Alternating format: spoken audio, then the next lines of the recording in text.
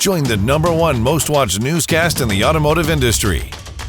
CBT News. Subscribe today.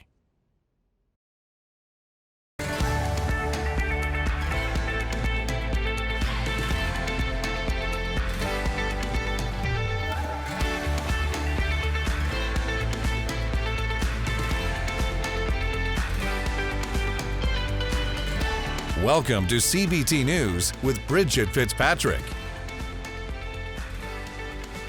Good morning, everyone. Welcome back to CBT News. I'm Bridget Fitzpatrick. Thank you so much for joining us today. Here's Chris Riggins with today's top stories. Thanks, Bridget. First up, new vehicle affordability saw a slight improvement in May according to data from Cox Automotive. A 0.3 growth in income helped to balance out slightly higher new car prices and finance rates. Furthermore, increasing manufacturer incentives have contributed to better affordability despite the current economic conditions. Lithia and Driveway have recently acquired 13 locations from the Priority Automotive Group in Virginia, thereby expanding its presence in the Mid-Atlantic region. This addition to their portfolio includes popular brands like Honda, Toyota, Chevrolet, and Ford. It's estimated that these new stores will generate over $1.2 billion in annual revenue. TrueCar has shared some significant personnel changes as the company undergoes restructuring to address its challenges. As part of this process, the company announced the layoff of 102 positions, or roughly 24% of its workforce.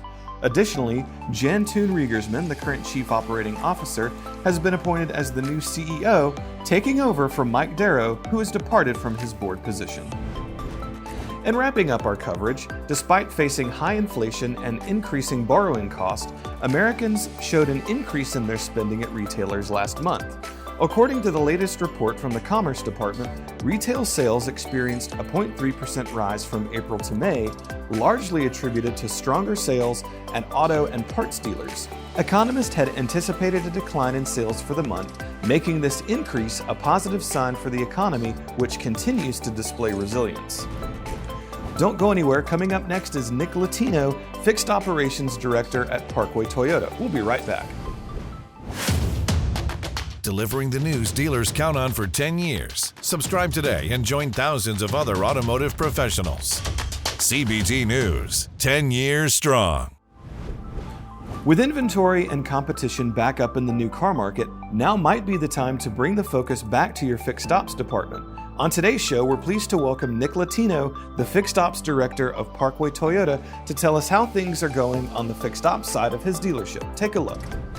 I'm sure that, like most fixed ops managers, most of your colleagues in the industry, you're now needing service technicians more than ever, right? We are. I mean, we're really, really fortunate. We kind of grow our own. We have a couple of automotive training facilities around us. So we bring them in. I actually start them as valets. I bring them in as valets so they actually get to see the whole business from the beginning. Okay. After a couple of months doing that and you see how they work out and so forth, we bring them in as we're an express maintenance store.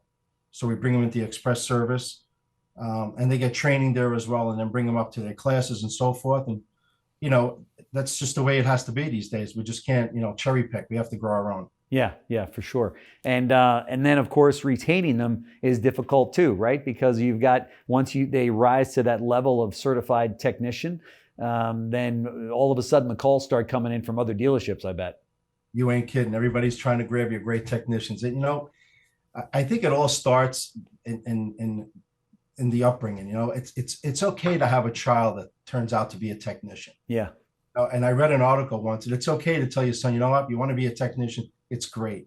So the way we do it is we give these guys the tools to do that they have to do each and every day. Yeah.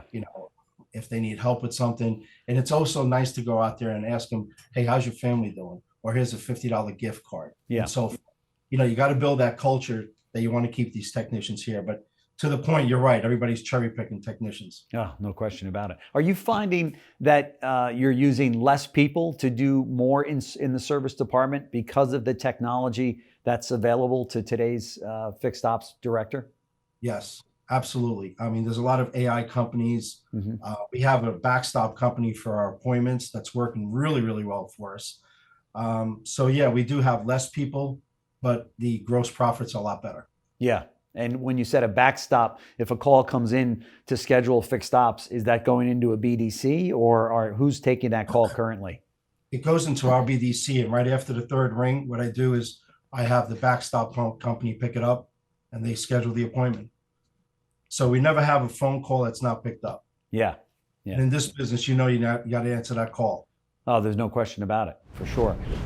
All right, be sure to watch this interview in its entirety right here at cbtnews.com. That wraps up our show for today, but we invite you to join us back here again tomorrow morning for all the latest news and trends impacting the retail automotive industry. And be sure to follow us on TikTok, LinkedIn, Facebook, and Twitter. I'm Bridget Fitzpatrick. Thanks for watching and have a great day. CBT News, your #1 resource for auto industry news and content.